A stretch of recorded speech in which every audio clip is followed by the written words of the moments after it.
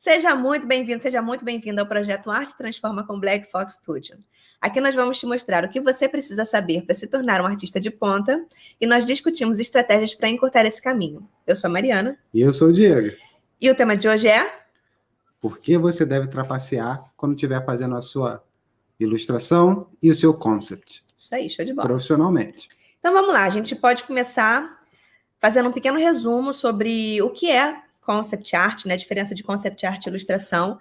Lembrando que a gente já teve uma outra live que a gente falou muito sobre isso. Então, esse resumo vai ser breve, tá? Para a galera nova que está chegando. Então, diferença básica de ilustração e concept. Ilustração, você tem um compromisso com a beleza e com a história. Você vai fazer uma imagem bonita, que vai ser utilizada em um produto que vai parar na mão do consumidor final. Tá? Então, você fez um card game e o cara que joga o card game vai pegar o teu card ou vai ver na tela do celular.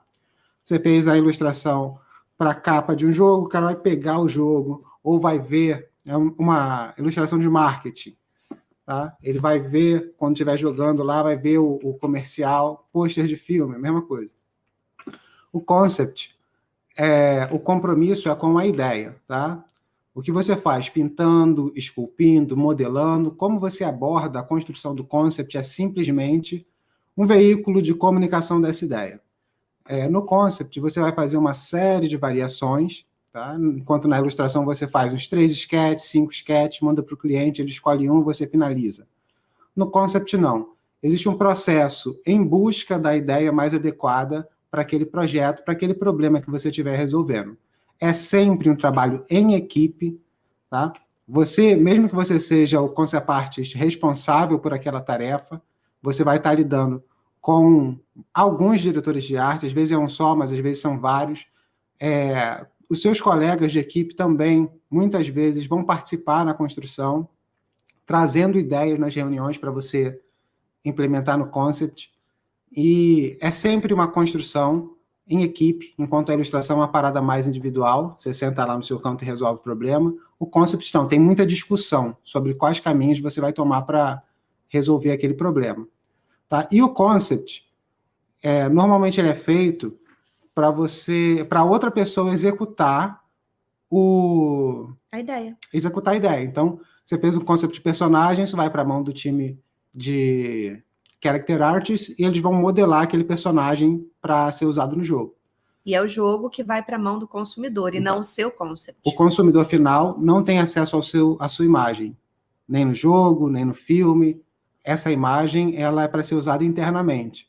Ele vai ter acesso, eventualmente, em algum artbook, onde a galera seleciona alguns concepts para colocar também. E por conta disso, já tem aí outra diferença, né? Que a ilustração, normalmente, ela é mais finalizada e o concept existe uma grande variação. Você tem alguns concepts mais finalizados, que são os concepts finais, dessas ideias finais, e você tem vários outros concepts no meio do caminho que são mais inacabados, mas que transmitem bem a ideia. Sim, são os concepts de exploração. Isso. Então, você tem um período de exploração onde o seu objetivo é trazer a maior quantidade possível de ideias para a mesa. Então, um monte de ideia, a galera vai analisar, comparar, escolher, e essas ideias vão ser aquele funil que a gente já comentou lá na live sobre portfólio também, entendeu? Se você não viu a live, dá uma olhada, porque tá muito legal. Eu desenhei lá o funil direitinho, botei tudo explicadinho, tá show de bola. Tá então aqui no canal isso. já. Tá feita a distinção sobre ilustração e concept. Uma outra característica importante aqui para destacar é o prazo. Na ilustração, você normalmente tem um prazo de entre 1 a 2 semanas, tá? No concept, você tem um prazo entre 1 e 2 dias. Às vezes 3, depende da tarefa. O concept, a galera tem essa flexibilidade um pouco. O tempo é sempre bem mais curto que ilustração. Mas, dependendo da complexidade da tarefa, a galera negocia mais ou menos tempo. Show de bola. E o que você entende, então, já entrando aí no tema, o que você entende como trapaça? Eu queria ouvir da galera aí. Responde aí também. Coloca aí, o que vocês entendem por trapaça? O que vocês entendem aí? O que é trapacear na produção de um concept? Isso aí. Responde aí, eu já vou falando. Depois eu vejo aí. Eu lembro da época que a gente começou a fazer, 10 anos atrás, não foi ontem, tá? A galera usava fotografia, né, no trabalho. Era um negócio assim que muita gente que usava não falava que usava, a galera ficava com o pé atrás de comentar, achando que seria menos artista por conta disso. Né? E vários artistas que usavam fotografia, os caras ficavam meio que envergonhados, assim, sabe, de botar artistas grandes, tá? Quando puder dar um pause aí, você me avisa para eu ler o negócio da galera e você continuar. Você já não dá a resposta e a galera... Tá. E o que acontece é que ainda hoje, 10 anos depois, você ainda encontra o pessoal com o mesmo pensamento. Tá? E mesmo uma vez que isso já foi estabelecido na indústria, todo santo estúdio que você for, a galera trabalha assim. Tá? Uns mais, uns menos, mas a galera usa muito. Pausa para você falar o que você queria falar. Vou ler aqui, olha só. O que o pessoal entende, né, por trapaça? Usar um conceito que já existe, achar a pose e fotografia manipulando. Nossa, era bom anotar, hein? Usar métodos que estejam à mão, desenhar por cima, plágio de outro artista, recorte de alguma coisa que chamou atenção para usar de referência, utilizar imagens reais para chegar no resultado que você quer, utilizar a arte de outras pessoas. Antes de eu entender melhor sobre ilustração, eu pensava que photobashing e tracing eram trapaças. O Arthur colocou aqui, trapacear. Acabei de copiar e colar uma ponte que eu já tinha desenhado em outra ilustração para usar numa nova. Vivendo na trapaça, desenhista sem honra. Depois a gente conversa sobre isso. Desenhista sem honra. É isso aí. A gente vai fazer uma hashtag dessa aí também. Usar fotos reais. Mas vai lá, continua então. O que seria essa trapaça que a gente está falando? Eu vou te dizer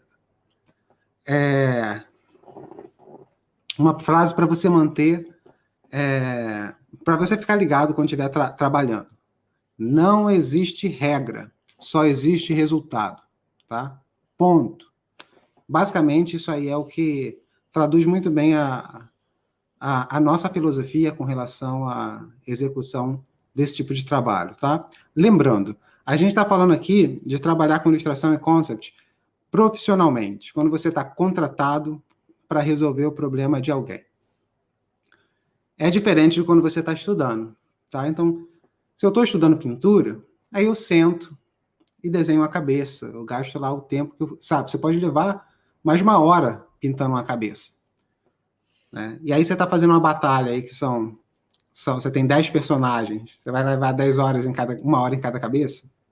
Né? Isso é inadmissível no estúdio. Tá? A galera não tem orçamento para torrar com isso. E nem vale a pena, porque você tem outros artistas que resolveriam isso muito mais rápido. Então, por isso que é importante a escolha inteligente da estratégia que você vai adotar diante de cada tarefa. Tá? Então, tudo isso, eu vou depois entrar, falar um pouquinho de cada uma das trapaças aí, mas todas essas que o pessoal colocou aí, todas são válidas. Tá? Se você imagina alguma inadmissível aí, coloca aí para mim, por favor. Quero saber o que você acha que seria inadmissível em termos de trapaça, que não pode acontecer de jeito nenhum. Na minha opinião, assim, a inadmissível seria usar o trabalho de outro artista. E você usa, pra caramba. Da galera do seu time, entendeu? Dentro do estúdio, dentro do mesmo projeto. Não, e a galera faz o cenário lá, o pessoal nem me pede autorização, eles vão na minha pasta... Não, calma, Diego, vamos falar disso. Vamos seguir o roteiro. Tá bom. Mariana anotou uns tópicos aí. Eu queria ver o que vocês acham que é inadmissível em termos de plágio descarado, plágio, copiar trabalho, mandar alguém fazer e usar sem ele saber. Ia falar isso, pegar a arte de outro amiguinho e trocar a assinatura embaixo. Mas agora explica, né? Você deixou todo mundo aí agora a galera tem que saber. Então, você está dentro do time ali. Rapidinho, deixa eu só falar o que não é. Não é você, enquanto ilustrador ou conceituar, vou pegar o trabalho lá de outro cara e vou mexer aqui, vou mudar só isso aqui, vou fazer e vou colocar no portfólio. Não é isso. O que o Diego está falando aqui é que dentro de um estúdio, dentro de um time, dentro de um mesmo projeto... Dentro de um mesmo projeto, tudo aquilo que você faz ali pertence à empresa, não pertence a você. Então, se eu fiz o concept de um personagem, aquele concept é propriedade da Ubisoft, não é do Diego. Então, um colega meu que fez um cenário lá e precisa de colocar um personagem, ele nem me pergunta. Ele vai na minha pasta, ele tem acesso pelo computador dele, ele tem acesso à minha pasta, ele vai lá na minha pasta, acha o meu arquivo final, já pega o meu PNG, já o meu PSD, separa o PNG e já cola no trabalho dele. E se precisar mexer em cima de alguma coisa ali, ele vai mexer por cima, vai fazer pequenas modificações, não é o trabalho... E eu faço o contrário também, às vezes eu pego da galera lá, eu uso no meu, o pessoal mistura, e assim, a gente entende o trabalho. A gente, às vezes, até brinca um com o outro, né? Fazendo as piadas internas lá. Mas todo mundo sabe que o que importa ali é resolver o problema da empresa o mais rápido possível, usando os recursos que a gente tem acesso. Tá? E são muitos recursos. Tá? Então, é muito bom entender o processo dentro de um estúdio para a galera, às vezes, não ficar se comparando. Né? Aquela história, você compara o palco do artista de fora com o seu bastidor. Né? E aí a diferença fica drástica, assim, fica um abismo de diferença e o cara se sente super mal. Caramba, sou artista de nada. Mas tem muita coisa acontecendo ali que a galera não está ciente. Então, o cara tem uma cena linda lá, e aí você tem personagem, criatura, tem robô. Às vezes, foi um especialista que fez cada uma daquelas coisas. Tem um cara que é especialista em robô, que fez o robô, o outro que é especialista em criatura, que fez a criatura, o outro especialista em cenário, que fez o cenário, o outro especialista em personagem. E a galera botou... E um outro de ilustração colocou tudo junto, fez um paint-over para integrar, e o trabalho fica de um nível absurdo, porque foram vários artistas especializados na sua área para executar aquilo ali. E aí você chega, quer se comparar, né? Muita gente acha que o pessoal senta lá com a tela em branco e agora vamos lá, sai alguma coisa aí. E aí quando não sai, você fica muito frustrado, né? Então é importante conhecer o processo. E é isso. Tá? Então, trabalhar sempre com isso em mente. O que a gente pode fazer para resolver o trabalho o mais rápido possível, de forma ética, é claro. Tá? Deixando claro aqui que é quando você está trabalhando com o time, no mesmo projeto, não é para você pegar o trabalho de abrir lá o ArtStation, vou pegar o trabalho dessa pessoa aqui, vou trocar a blusa de cor e vou botar meu nome. Não, isso não pode. Tá? Agora, se é o colega do lado, aí sim, você inclusive pede o arquivo aberto. Às vezes eu faço a escultura lá, o cara me pede a cena do Blender, entendeu? Não pede a escultura, pede a cena do Blender, que já vai com textura, já vai com iluminação, para que ele vai fazer de novo se o trabalho já foi feito? Exato, e ele entende que aquele trabalho não é meu, eu também entendo isso, aquele trabalho da Ubisoft. Então eu entrego para o cara e ele pega aquele trabalho que é meu e leva para um outro nível, né, de complexidade, porque ele vai gastar mais um tempo ali dentro. E aí a coisa vai sempre melhorando. Então vamos lá. Falando da época da faculdade, você lembra de alguma coisa relacionada à trapaça em relação a essa época? O que você achava? Eu lembro que eu via, na época da faculdade, né, a gente fazia pintura tradicional, pintava a óleo, tinha zero intenção de trabalhar com videogame ou com mercado de ilustração. E eu via a galera... Estava preocupada em estudar. E melhorar enquanto artista relacionado a fundamentos e tal. Eu sempre julguei muito a galera que trabalhava com fotografia, ou às vezes decalcava mesmo a fotografia. O pessoal às vezes usava um projetor para jogar a foto, tirar o desenho. Ou às vezes imprimia mesmo a fotografia colorida e você cola a foto na tela, aí depois passa uma camada de verniz à base d'água, e depois entra com a pintura por cima. E eu sempre julguei muito essa galera aí que fazia isso. E no final das contas, quando você está em concept, você acaba fazendo a mesma coisa, né? Não do mesmo jeito, tá? Depois eu quero fazer um parênteses aqui. Pode fazer. Posso fazer? Então é o seguinte, com tudo isso que a gente está conversando aqui, né, de você agilizar em relação ao tempo e tal, uma coisa muito importante é você ter uma base de fundamentos. Porque, da mesma forma, né, que ele está falando aí na época que o pessoal usava fotografia para fazer por cima ou decalcava o desenho, pode acontecer muito também agora com o 3D. Se você vai usar uma base 3D, por exemplo, para fazer a sua ilustração, alguma coisa, e você não tiver uma boa base de fundamentos, aquilo ali vai ficar duro. Sim. Vai ficar sem ritmo, sem dinâmica nenhum. Então, é a mesma coisa que acontecia antigamente, entendeu? A pessoa cola a foto lá, usa a foto e não consegue fazer as deformações necessárias para dar movimento e ritmo para o trabalho. Então, fica duro com a foto, fica duro com o 3D, se você não souber como agir ativamente em cima daquilo ali. Então, a gente já teve uma live sobre fundamentos, foram quase 1h30 falando de fundamentos, e nessa live eu disse, são 2 pernas que você precisa para andar, né, nesse caso. Uma é fundamento e a outra é conhecimento técnico, tá? Então, toda essa parte aí do que a gente chamaria da trapaça ali, eu colocaria em conhecimento técnico, tá? Que vai entrar não só em como mexer com software, mas do conhecimento de estratégias para resolver o problema, que é um conhecimento técnico, tá? De vários tipos de abordagem, de workflows diferentes para resolver uma tarefa específica. Então, quanto maior a quantidade que você conhecer, melhor. Então, são essas 2 coisas que você tem que trabalhar. Fundamento e o conhecimento técnico da área de ilustração e concept. Se você não entende de fundamento, você vai tentar fazer, por exemplo, um concept com photobashing e vai parecer uma colagem. Vai ficar tudo bagunçado, as coisas não vão estar integradas, entendeu? Então, não é só fazer, não é só saber a parte técnica. Você tem que saber o que fazer em cima daquilo ali para deixar o trabalho bem feito.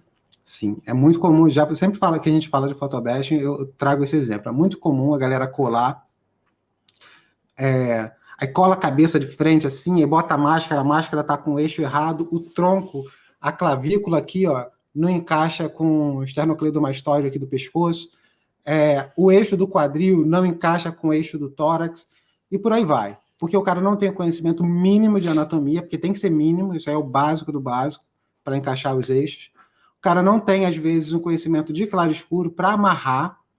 Por exemplo, eu não vou pintar a cabeça, como eu já disse lá no início. Mas eu devo conhecer os planos da cabeça, porque isso vai me permitir ajustar a iluminação da cena. Isso é muito importante. Então, eu sei que o plano aqui da lateral tem que ser escuro, né, se a luz está vindo de lá. Se esse plano aqui está escuro, eu sei que o plano da base do nariz tem que ser escuro também, porque existe um planinho aqui, ó, que tem angulação semelhante. Então, planos próximos, valor semelhante, tá? Planos, quanto mais afastado for o plano, maior vai ser o contraste entre eles. Porque o que acontece? Não existe, por exemplo, referência pronta. Você não vai achar a referência perfeita. Você vai achar um pedacinho aqui, essa parte dali. Então, você tem que integrar tudo. Então, muitas vezes, por exemplo, no exemplo aqui da cabeça, né? Você pegou uma cabeça que determinadas coisas encaixaram ali, mas o claro-escuro está todo diferente, está todo errado. Então, você vai ter que fazer um novo claro-escuro em cima daquilo ali, com base no que você já sabe e com base no claro-escuro geral ali do trabalho, né? Sendo. Exatamente. Aí, senão, vai colocar, né, o concept com a luz para cá e a sombra para cá da cabeça, e aí no corpo tá a luz para cá e a sombra para cá, entendeu? Fica uma bagunça e a pessoa nem percebe o que está errado ali. Então, porque por mais trapaceiros que os artistas profissionais de concept sejam, os caras que são bons têm um fundamento sólido em fundamento. E fundamento sólido em fundamento. Uma base sólida em fundamento. Isso. Aí, ele tem o olho de artista bem desenvolvido, tá? E é para isso que o treinamento em fundamentos serve, para que você consiga desenvolver a percepção aguçada de um artista, para saber separar o que é bom e o que é ruim para o seu concept, o que encaixa, o que não encaixa, o que vai destruir a composição e o que vai contribuir, tá? Então é isso, fundamento sempre importante, a gente estuda para o resto da vida. Isso aí. E dá alguns exemplos aí de trapaça aí antigamente nos grandes mestres. Não, vou sim, mas deixa eu concluir. Ok. O lance lá que a gente estava falando da galera, eu julgava muito a galera fazendo aquilo na faculdade. Rapidinho, colocaram aqui, Diego paga a língua. Mas é exatamente o que eu vou falar agora. Vou te dizer o porquê. Porque muitas vezes isso era feito para cobrir uma incompetência da galera. Enquanto o pessoal mais comprometido estava ali realmente estudando desenho a fundo, tá? Então, a galera que não queria estudar o desenho, imprimia a foto e colava lá, entendeu? Tá? Ah, não quero estudar anatomia. Não quero estudar. E vai lá e... De qualquer forma, julgar errado, cada um tem os seus objetivos, cada um sabe para onde vai levar o seu trabalho. Eu deveria ter tido menos pressa em julgar as pessoas, mas julguei. Por conta disso. Por isso que eu abri esse parêntese aqui. Trapacear sempre para acelerar o resultado. Jamais para encobrir uma incompetência de fundamento. Não sei desenhar, então eu uso foto. Não sei desenhar, então eu uso 3D. Não sei perspectiva, então eu faço a blocagem em 3D. Jamais para cobrir uma incompetência, mas sim por uma questão de necessidade por conta de um prazo que o mercado estabeleceu.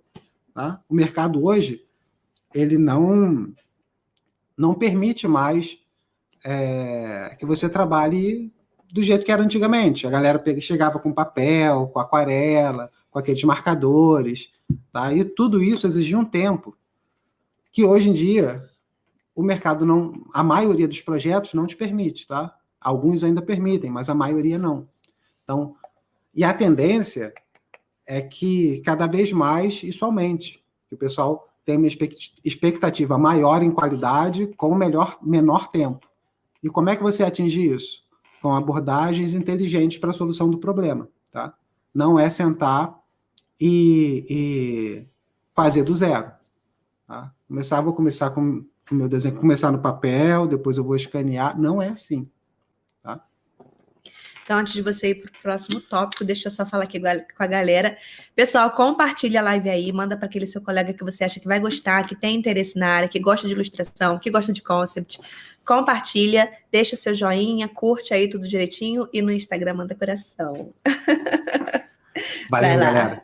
Então, e agora eu vou falar que isso sempre foi feito ao longo da história da arte inteira, tá? O que algumas pessoas encaram como trapaça, né? O que acontece é que o artista ele acaba utilizando o máximo da tecnologia que ele tem no momento em que ele vive, entendeu? Desde o Renascimento, a galera já usava projeção, né? Que é tipo, você pega um retroprojetor, bota a imagem aqui, ela projeta lá. Então, o pessoal trabalhava com câmera lúcida, câmera escura, tá? São duas maneiras de projetagem. O retratado sentava lá, que refletia a imagem lá, espelhada, invertida, e o pintor traçava por cima. Só que, exatamente o que a Mariana falou, ele não simplesmente pegava o desenho de linha por cima da imagem projetada. Ele ia pegando o desenho de linha e fazendo uma série de alterações. E é justamente nesse tipo de alteração que mora o valor artístico do trabalho, na minha opinião. Tá? Então, por isso que eu sempre falo, você vai fazer um retrato de alguém, o objetivo não é ficar igualzinho à foto. Porque se for para ficar igualzinho à foto, basta você imprimir a foto num tamanho maior e enquadrar. Tá pronto. Tá? Um retrato pintado, ele é muito, mas muito mais verdadeiro do que uma fotografia. A gente já conversou sobre isso aí em outras lives. Dei até o exemplo do Bandeira, um professor meu que ia fazer o retrato de alguém, e ele tirava o dia para ficar com a pessoa, ia no trabalho com a pessoa, voltava de carro com a pessoa, ia para conhecer um pouco mais e saber o que retratar ali. Então, durante toda a história da arte, os artistas trabalharam com o máximo de tecnologias que puderam, né? Os artistas de ponta. Né? O pessoal pintava no início em têmpera, usando têmpera, que aí existiam vários tipos de têmpera. Na faculdade a gente até aprende a fazer a tinta lá e brincar, né? Com caseína, que é uma têmpera que você faz usando soro do leite. A gente fazia têmpera com ovo, né? Usando a gema, você separa a clara da gema, você tira a pele da gema e é só misturar o pigmento e já é tinta. Porque o que é tinta? Pigmento mais qualquer aglutinante.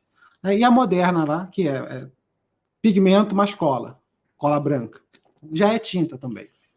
Então, as industrializadas você tem espessante, tem várias outras coisas para dar o ponto de espessura da tinta. Mas então, uma característica da têmpera é que ela seca super rápido e você não consegue fazer transições muito suaves, tá? E ela é opaca. Agora, a galera fazia têmpera e usava um verniz a óleo, né, de óleo de linhaça por cima, que isso reaviva a cor. É igual quando você usa guache, né? Ela quando está úmida tem uma cor muito bonita, e quando seca aquela cor fica diferente, né? Então você tem que estar sempre umedecendo o guache para poder enxergar a cor real. Da mesma forma, quando você enverniza uma madeira, aí você vê a vivacidade da cor da madeira, só depois do verniz. Então o pessoal invernizava depois para trazer a cor da têmpera, e eles faziam a primeira trapaça da história. Os retoques no verniz. Aí está o verniz úmido ainda, a camada de têmpera seca, o verniz úmido de óleo de linhaça por cima. Aí, poxa, essa parte aqui ia ficar mais clara. Ia ficar melhor se fosse um pouquinho mais claro, mais saturado. A galera pegava o vermelho lá na paleta e jogava no verniz, não na pintura, que é a têmpera. Tá? Já trapaceando, porque era o máximo de tecnologia que eles tinham ali na época, né?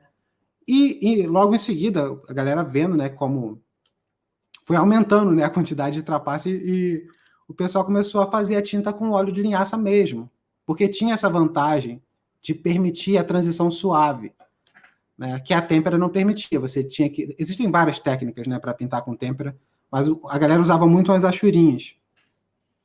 E no óleo, sim. A tinta óleo demora alguns dias para secar, então você tem todo o tempo do mundo para fazer qualquer transição suave que você quiser.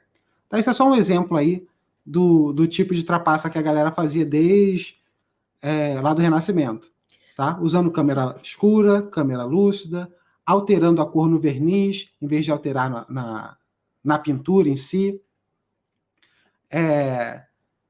E eu acredito realmente que se esses pintores grandes vivessem hoje, eles iam usar o máximo de tecnologia. Porque uma vez que você corta todo o problema técnico, você pode se concentrar realmente nos problemas que interessam, que são os problemas artísticos, de composição, de dinâmica, de claro-escuro, tá? As coisas de simbolismo da pintura são coisas que realmente merecem a sua atenção. Fazer um gradiente, ficar ali dando pincelada para fazer a transição de um gradiente, isso não merece a minha atenção como artista. Então, se eu puder cortar isso da equação, eu vou cortar, porque eu vou dedicar a minha atenção a assuntos realmente importantes ali na pintura, a questões que eu realmente devo gastar energia para resolver. Fazer um gradiente é simplesmente uma questão técnica. Então, é por isso que hoje no Photoshop você pega a ferramenta de gradiente e você só faz uma linha. Nossa. Não, só para dar um exemplo, né? O que a galera fazia para ter uma transição suave dessa em pintura a óleo. No século XIX, lá era muito usado esse procedimento. Você separava por família de cinzas, né, como a gente já conversou aqui, e fazia algumas listras de cor, né? Então você faz a listra, dentro da sombra, 3 cinzas para sombra, uma lista para sombra própria, luz na sombra e cinza de transição. Depois na área de luz, cada um de uma cor separada, né? E aí você espera alguns dias até que o verniz, até que a tinta esteja quase seca, né? Então, seco ao toque, mas se você apertar, ela borra. Então tá seco ao toque, né? Tá mordente, que a galera chama. E aí você vinha com o pincel em leque, alisando aqui. Tinha que esperar uns 3 dias para chegar nesse ponto. Aí você vinha alisando, sabe? 3 dias só esperando para poder fazer a transição. Então você não quer lidar, como artista, você não quer lidar com esses problemas, você quer lidar com os problemas reais, tá? E hoje em dia é o que acontece. A gente pode focar nos problemas artísticos de fato. Nossa, o Diego tá falando aqui, conforme ele ia falando, sabe? Eu ia relembrando as coisas, ia dando uma saudade, porque eu fiz tudo isso, né? Pintar lá com a têmpera, eu lembrava lá, deu mexendo e tal. E aí até agora, né, no óleo, usando o pincel leque, tendo que esperar a tinta secar para poder fazer a transição. Lembrei de eu mexendo com a espátula. Né? Nossa, que textura gostosa. Deu saudade. Normalmente não tenho saudade não de pintar. Sim, eu tô falando de tudo isso da... A óleo, deixa eu só terminar, pessoal. Porque faz muita sujeira, o cheiro é muito forte, tem que ter um espaço muito adequado para isso, mas bateu saudade agora. Sim, não, isso que eu ia falar, que é trabalhoso, mas é um trabalho gostoso. Sim, entendeu? é muito gostoso.